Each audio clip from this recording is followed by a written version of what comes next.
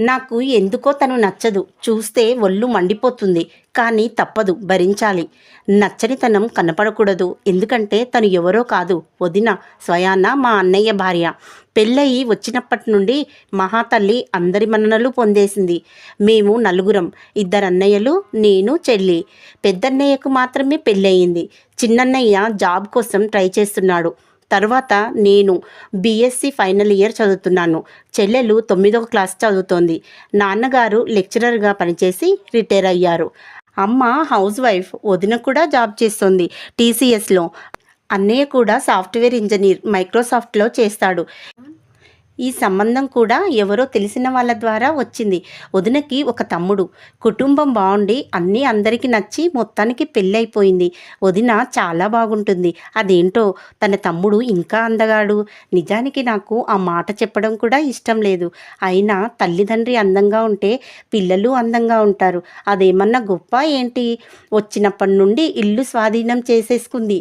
పొద్దున్నే లేవడం, అమ్మకి అన్ని పనుల్లో సహాయపడడం, అందరికీ అన్ని టైంకి రెడీ చేయడం. అసలు తను ఏ పని చేసినా చకచకా చేసేస్తుంది.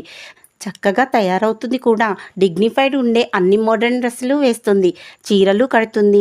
వంట అయితే బ్రహ్మాండంగా చేస్తుంది. అమ్మ ట్రెడిషనల్ వంటలు చేస్తే ఈవిడ అన్ని రకాల బిర్యానీలు, ఫ్రైడ్ రైసులు, మసాలా కూరలు, చపాతీలు అదరగొడుతుంది.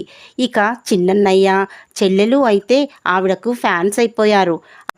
అమ్మ నాన్నగారు ప్రతిదానికి అమ్మా శుచి అని పిలవడమే, ఆవిడ సలహాలు తీసుకోవడమే. ఆవిడ పేరు సుచరితలేండి. అసలు ఉద్యోగానికి వెళ్ళి వచ్చి ఇంట్లో పనులు చేస్తూ అందరికీ హెల్ప్ చేస్తూ అంత ఓపిక ఎలా ఉంటుందో అర్థం కాదు నాకు. నా పనులు నేను చేసుకుని కాలేజీకి వెళ్ళి వచ్చేసరికి నా పని అయిపోతుంది. ఈవిడ వచ్చాక నా ప్రాముఖ్యత తగ్గిపోయింది ఈ ఇంట్లో. నేను పొద్దున్నే వంటింట్లోకి వెళ్ళబోతుంటే వదిన మాట వినబడుతోంది.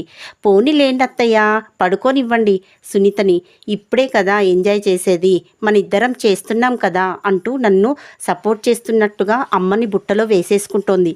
అంతా నటన. నెమ్మదిగా తన స్థానాన్ని బలోపేతం చేసుకుంటుందేమో అనిపిస్తోంది నాకు.